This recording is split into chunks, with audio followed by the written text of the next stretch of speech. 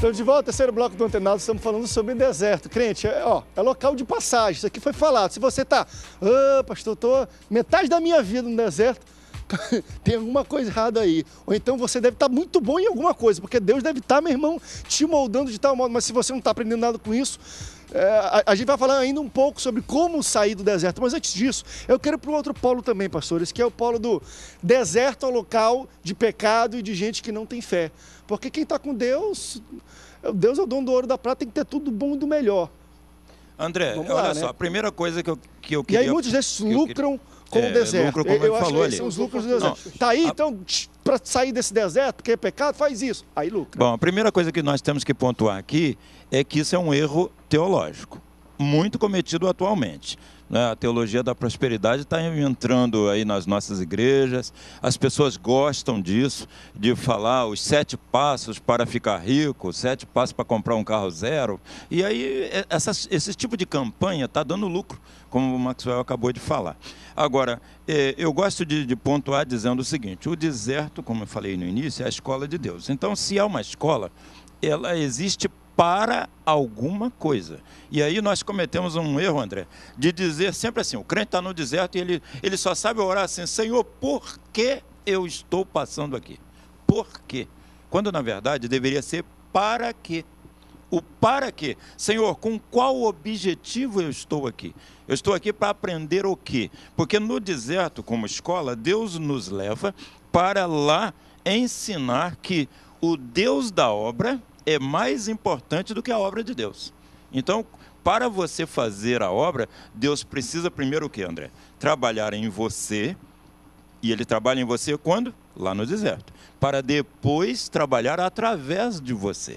E aí, depois que Ele trabalha, Jesus passou no deserto, e depois do deserto Ele enfrentou o quê? As maiores lutas, as maiores batalhas, mas Ele estava preparado, porque Ele passou pelo deserto. O povo de Israel se tornou o exército mais poderoso, né, em termos de guerra no seu tempo. Mas quando? Após passar no deserto. Então, Maxwell está aqui. Lá no deserto comia mortadela, mas hoje está comendo picanha, eu tenho certeza disso. Porque Deus, o deserto não é... Não, o deserto não é uma coisa fixa. Agora, operei, né, até antes de operar era mais. Agora, o que nós estamos passando? Nós estamos passando essa situação, porque as pessoas estão vivendo disso. Porque o camarada grava um DVD, vai para a tua igreja pregar, e aí começa a falar, olha, se você está assim, você está em pecado. Olha como é que eu estou. Eu andava a pé, agora eu ando de avião, agora eu estou hospedado nos melhores hotéis de Nova York, na Califórnia. E aí o camarada começa a acreditar que se ele obedecer aquela palavra, ele vai ficar igual. Quando, na verdade, deserto não é para te tornar famoso. Deserto é para te tornar conhecedor de Deus. Deixa eu levantar, quero ver o pastor Bruno também, os outros pastores falando sobre isso. Existe uma analogia, se eu posso falar assim, uma comparação direta entre deserto com falta, com escassez. Porque a gente lembra do deserto, realmente não tem nada de recurso. Eu uma vez vi um testemunho de um americano, e foi fenomenal. Hoje ele tem uma vida simples, mas boa, tem carros e tudo lá. A vida americana é um pouco mais...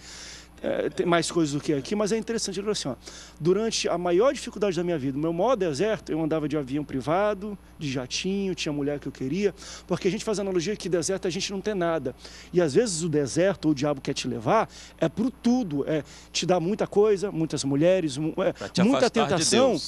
E de alguma forma, isso também pode ser não sei se... Isso é um deserto e um dos piores. Internos, né? Uhum. Tem desertos internos, a pessoa está num deserto internamente de depressão, de angústia. Tendo tudo do bom e do melhor.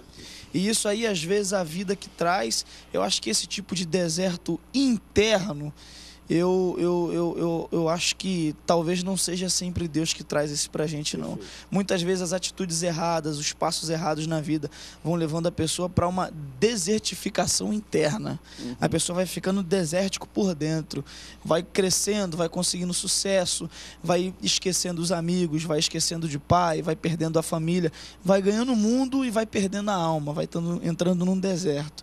Mas aí para sair, aí já é uma questão de querer, de se entregar, de voltar à simplicidade, de voltar à humildade, que acho que é o caso desse pastor que você está falando aí, entendeu? Então, eu acredito que existem esses dois tipos de deserto, né? O externo, que é aquele que Deus nos leva, aquele que Deus nos prova, aquele que Deus nos faz depender dele. O interno, que é aquele que a gente passa por problemas terríveis, e desse aí tem uns que vêm, tem outros que nós mesmos provocamos. Eu conheço gente que está passando por desertos terríveis de depressão, de coisa que infelizmente perdeu um pai, e logo em sequência perdeu a mãe, e logo em sequência divorciou, e aí um emaranhado de problema, aí todo esse problemão que a gente pode chamar de deserto entrou dentro da pessoa, e aí só Jesus para tirar, e só tendo muita vontade de dar a volta por cima. A verdade também é que tem muito manual de deserto, mas como é que explica deserto? É complicado, a gente pode falar... Mesmo se você já passou, não tem jeito. Tem, é igual você chegar na casa de um camarada que acabou de perder alguém, você vai falar o que para ele? Falar nada. Tem momento que você tem que estar lá.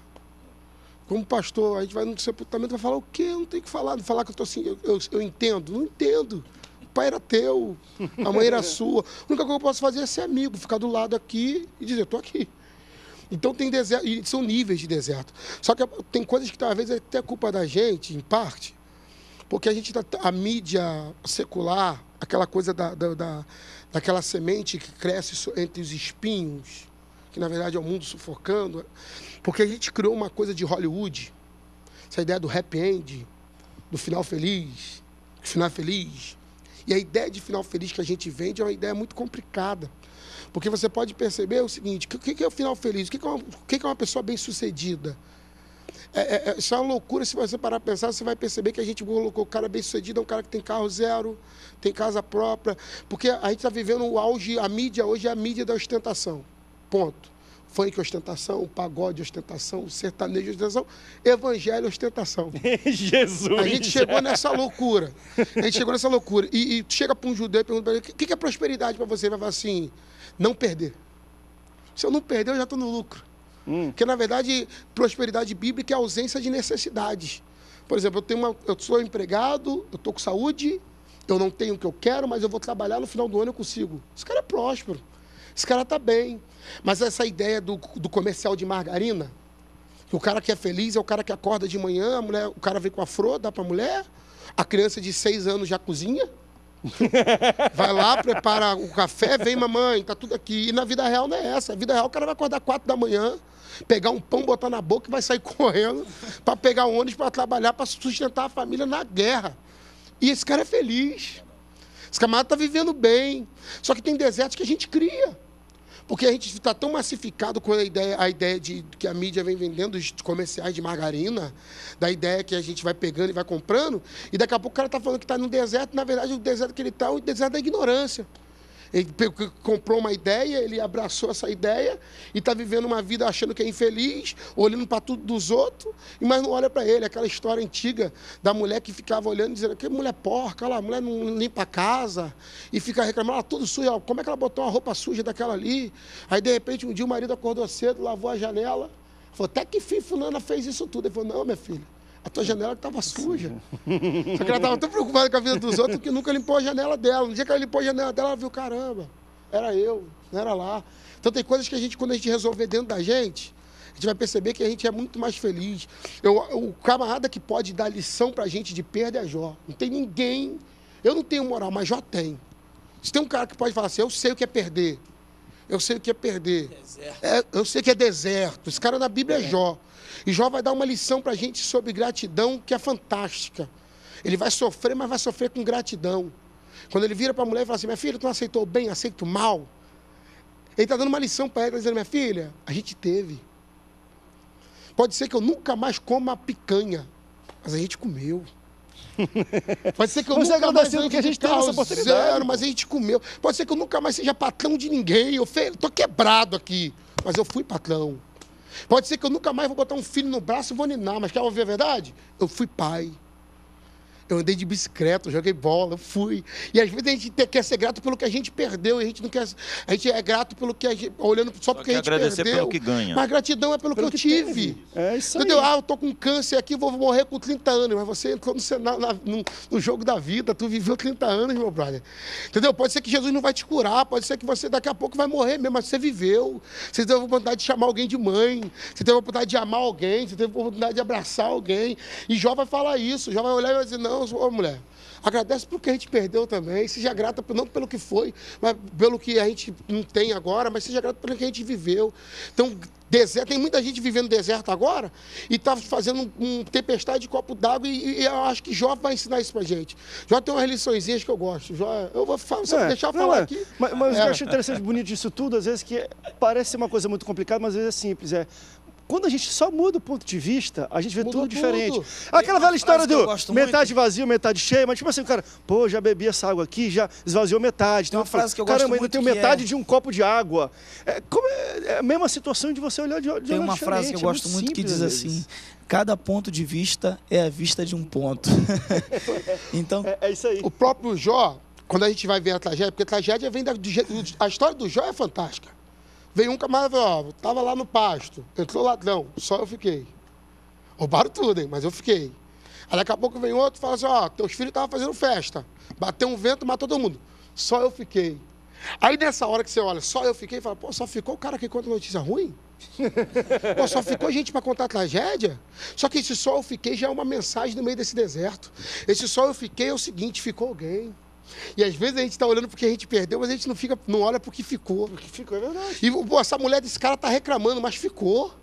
Se a outra troca de marido. Mas ela está reclamando da vida, mas ele continua casado.